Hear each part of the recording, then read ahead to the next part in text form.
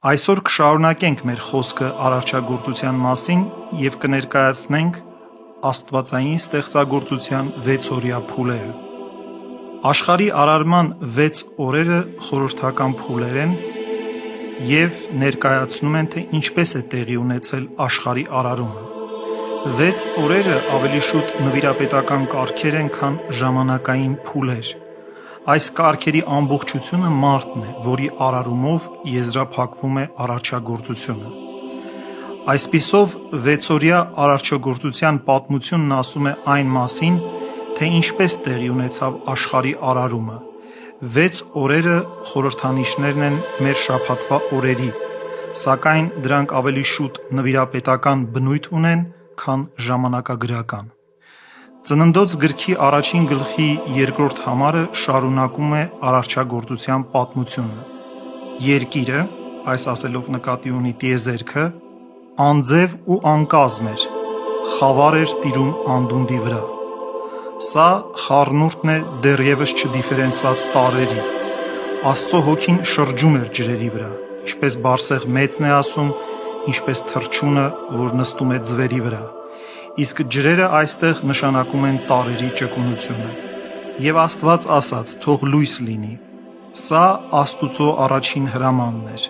Նրա խոսքը ներթափանցում է տարրերի մեջ և առաջ բերում կյանքի առաջին ձևավորումը՝ լույսը։ Այսպիսով, լույսը կատարելությունն է արարչական գոյության։ Այն խավարն արգասավորող լուսակիր զորությունն է, որ առաջ է գալիս բան Աստծուց ճառագվող արարչական զորությամբ։ Հետևաբար այս լույսը ոչ այնքան ֆիզիկական տատանում է, որքան բանականության լույս։ Աստված բևեռացնում է լույսը և խավարը, և Աստված լույսը բաժանեց խավարից։ Այդ խավարը վերաբերում է արարչական գոյությանը և չպետք է այն շփոթել սկզբնական ոչեի հետ։ Խավարը, որ երևաց առաջին օրվա վերջում, արարված կյանքի պոտենցիալ պահն է։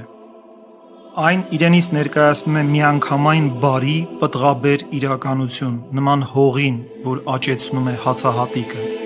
Աստված չի ստեղծել չարը։ Առաջին օրվա կյանքում բացասական խավարի համար տեղ չկա։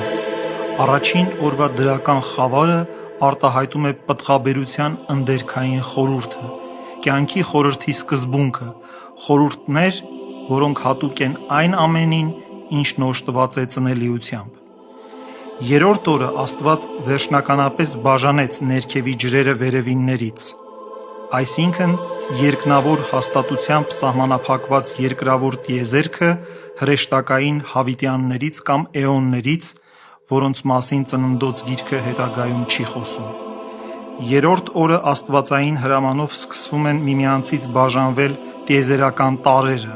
որոնց անորոշությունը խորհրդանշվում է ջրեր եզրով։ Ջրերը արդեն բառի ուղղակի իմաստով հավաքվում են և հայտնվում է ցամաքը, որին հրամայվում է արտադրել կյանքի առաջին տեսակը՝ բույսերը, և երկիրը հնազանդ է բանին, կյանքի սկզբին, որը միաժամանակ ամենասուրբ երրորդության երկրորդ անձն է և նրա կարգավորող զորությունը։ Չորրորդ օրը երևում են լուսատուները իրենց հավասարաչափ շրջապտույտով, բանի հրամանը թափանցում է տեսանելի երկնքի կարգի մեջ։ Նախորդ օրը երևան եկած կյանքը պահանջում է ժամանակ, օրվա և գիշերվա շարունակական հերթափոխ։ Առաջին օրերի ստեղծագործ միաժամանակությունը արարչագործության համար դառնում է հետևողականություն։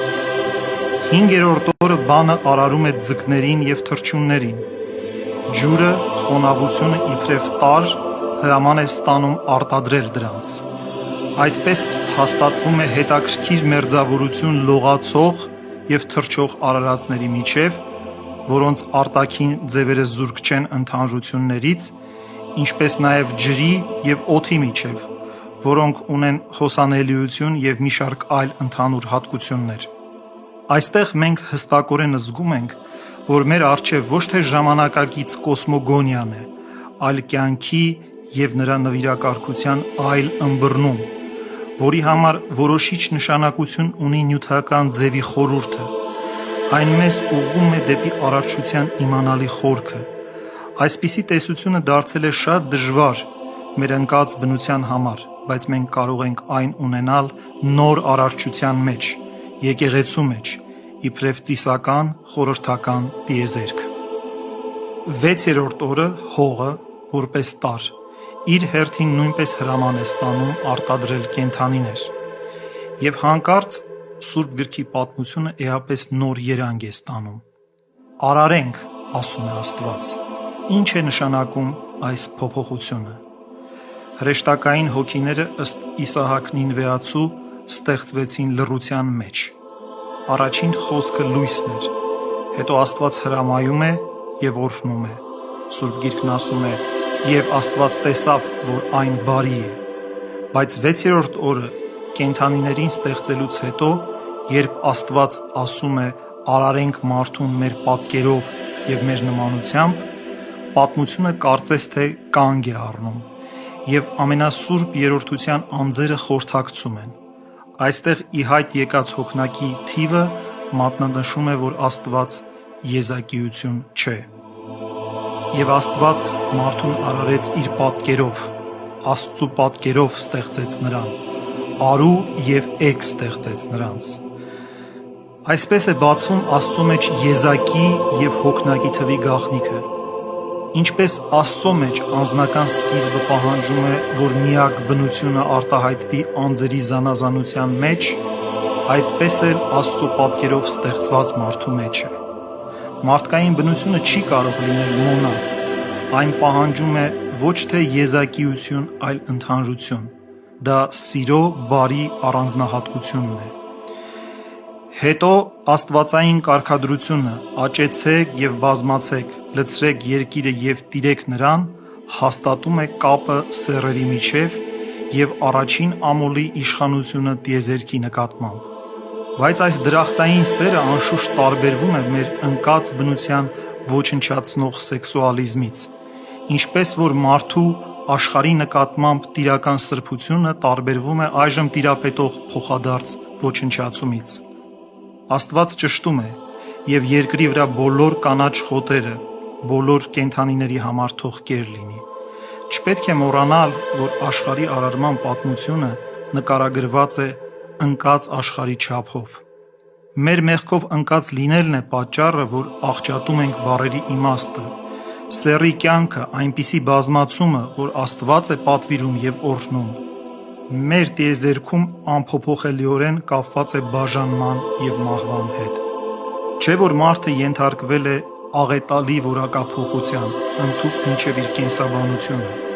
և մարդու դրախտի նկատմամբ կարոտը չէր լինի, եթե նրա մեջ մնացած չլիներ տխուր հիշողությունը իր նախաստեղծ վիճակի մասին, երբ այլությունը և ամբողջ աշխարհը ճանաչվում էր ներսից, և այդ պատճառով էլ չկար մահ։ Սիրելիներ, մեր հոգիներում վերահաստատենք արարչագործությամբ հաստատված մարդկային կյանքի վեհությունը։ Աստվածային սիրո օրինակով սիրենք միմյանց և այն աշխարհը, որ Տերը հանձնեց մեր խնամքին։ Նյութը ավանդ է հոգևոր հաղթանակների համար։ Փորձենք հեռանալ երկրորդական բաներից և ամեն բան ծառայեցնել հոգևորին։ Ջանանք ապրել այն կյանքով, որը ոչ թե մեզ է հաճելի, այլ Աստծուն, որպեսզի հատուցման ահեղ օրը լսենք Աստուծո երանավետ բարբառը. «Եկեք, իմ հոր օրհնյալներ,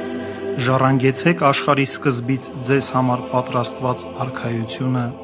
Ամեն։